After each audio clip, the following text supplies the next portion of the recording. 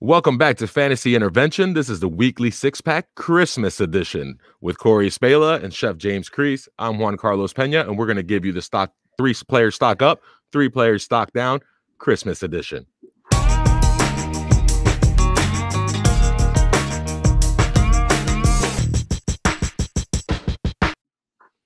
You don't mind, boys? I'm going to kick it right off. Let's do it. All right, let's do it. So my stock up player for the week is going to be Lynn Bowden Jr. And Chef, you know, I've been waiting a long time to say this. I love me some Lynn Bowden. And we were happy. I mean, I was happy when the draft capital and the fact that he was on the Raiders and he was going to be on a good offense. But that brewery just had way too many beers on the shelf, and they decided he was extra, and they sold the recipe down to Miami. Miami took a little time. They perfected it. They added a little bit of hops. They added a little bit of citrus. And now Lynn Bowden's ready to take off. So Lynn Bowden gives you the rare gift that you can use him as a running back or you can use him as a wide receiver.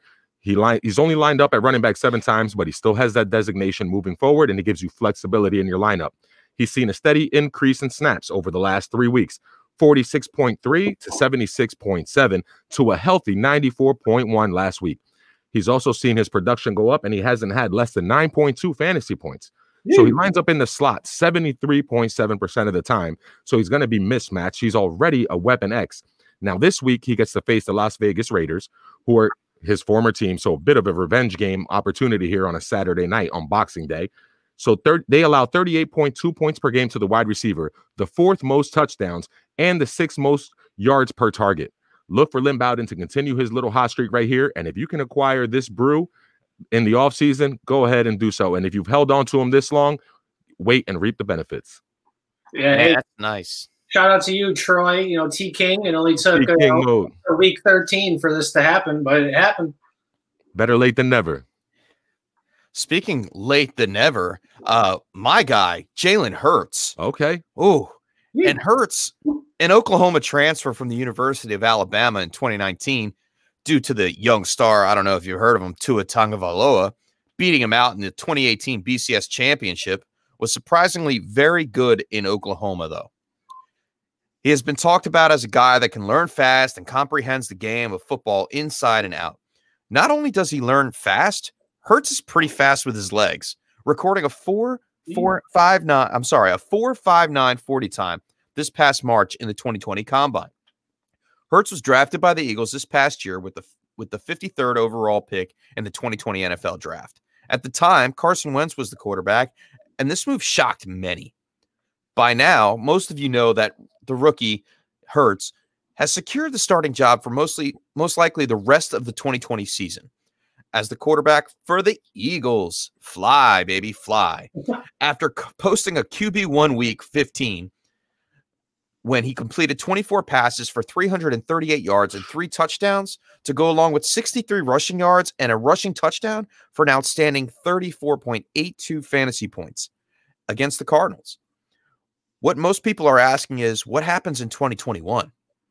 Well, thanks to my friend Corey Spala, Wentz has 4 years, $100 million left on the deal, but practically speaking, only 2 years, $47 million. If the Eagles end up paying the $10 million roster bonus next March, then trade him after June 1st, this means it's only a 2-year, $37 million with $30 million guaranteed to the new team. That's a tradable deal per Adam Schefter. Indeed. This puts Hurts in a very good position to lead the Eagles for not only the rest of 2020, but for the foreseeable future. Me personally, I'm not an Eagles fan.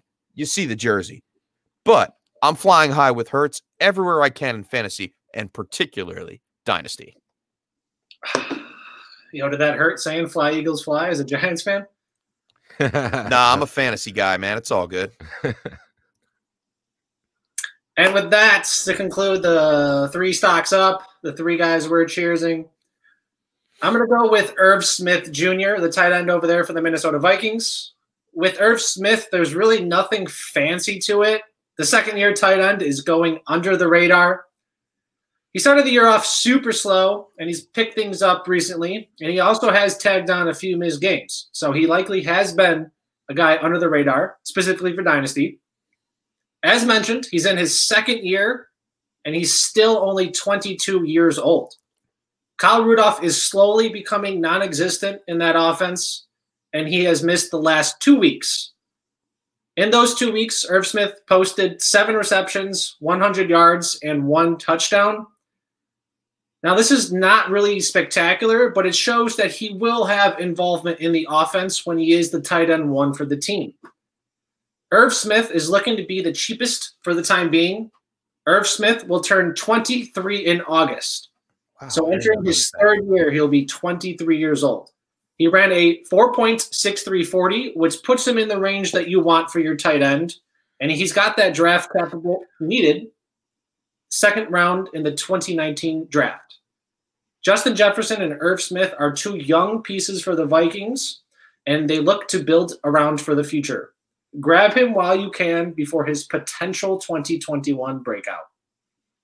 I dig it. I like it, man. I like Irv Smith. He was a young prospect last year, starting to blossom in his 2nd year. It takes tight ends a little bit.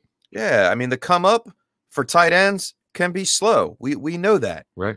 And the fall for some wide receivers could be very, very fast. And that's who I'm going with now. And I'm turning it around, guys. We're going stock down.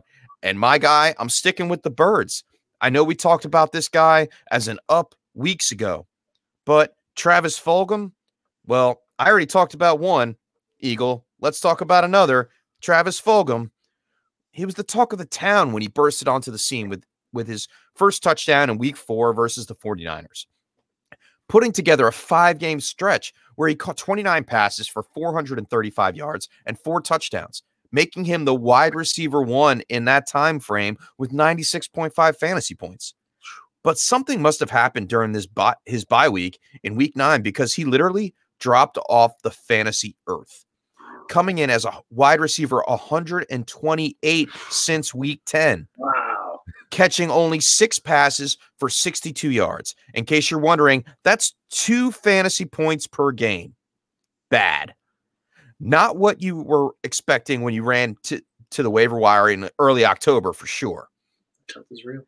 It wasn't his target share, at first receiving 5 targets versus Giants and 7 targets versus Cleveland, but possibly the fact that Alshon Jeffrey was moving back into his starting role. We saw Fulgham's snap share literally get cut in half in Jeffrey's 2nd week back in the fold.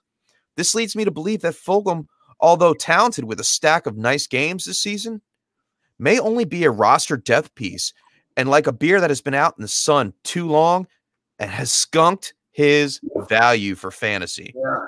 If you were one of those people that got Fulghum off of waivers, you're in hold mode until we have more clarity on the Eagles wide receiving core. And that's what you got to do. You got to hold him. That's what it is. Corey? Well, I kind of sort of am on that vibe too here. A wide receiver that I'm holding.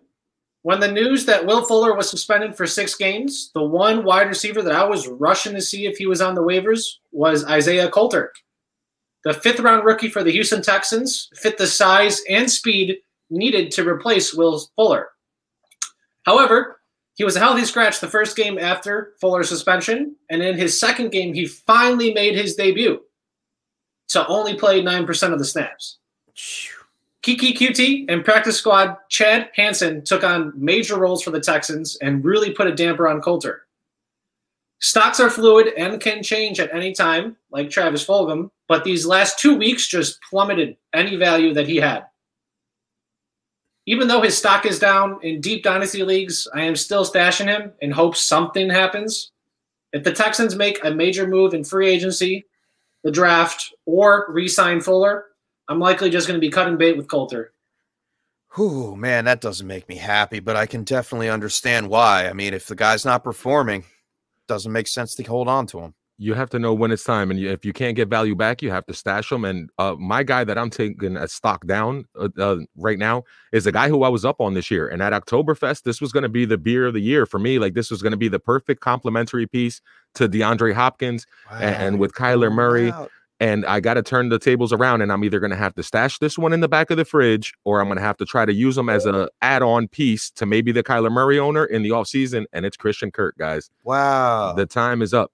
Last week, we saw Kyler Murray throw for 406 yards, and Christian Kirk ended up with 3 catches for 33 yards. Like, how does that even happen? He clearly hasn't fulfilled his expectations. Now, he hasn't caught more than 4 passes in a game since week 9. That was against my Miami Dolphins, and that was his only 100-yard game of the year. He had 123 yards receiving. And in fact, he has 0 games with more than 5 catches on the entire season. He hasn't produced double-digit fantasy points since week 9. And in his last matchup against San Francisco, he had 1 catch on 4 targets. That was in week 1 of this season. So don't expect him to help you out this week in the fantasy finals. And then, like I said, if you can use him as a trade piece and add him to a trade in the offseason, don't be afraid to pour Christian Kirk down the drain. Wow, Santa Juan. That's serious right there. Christian Kirk. I didn't hear it. Yeah, I didn't want to hear it, and I didn't want to say it, but it's the truth. Oh, I'm so happy I have my DeAndre Hopkins shares. That makes me just so warm and fuzzy during the Christmas time. Look, Corey's got a tear in his eye. Cheers. Dude, Corey, it's okay, man. He's all right. My Twitter header. Get whatever you can for him, Corey. Stash him. Maybe anything could happen. Maybe Fitzgerald retires. He moves over to the slot and he becomes a monster next year. Maybe they'll trade him to Houston. Hey, that's not a bad move. I like that. They like dealing players to Houston. They sure do. So this has been another episode of Fantasy Intervention 6-Pack. We gave you 3 up. We gave you 3 down. We wish you a Merry Christmas. I am Juan Carlos Pena. You can find me at FF Juan of a Kind. And I am James Kriess. You can find me at FF_Chef. Cheers. Corey, Spala, at cdotFF. Thank you guys for watching. Don't forget to like, comment, subscribe. Let us know what you agree on or don't agree. Catch us every Wednesday. And don't forget to check out what else we are doing at Fantasy Intervention. Again, find us at joinourcircle_. _. And Merry Christmas, you filthy animals. And a Happy New Year.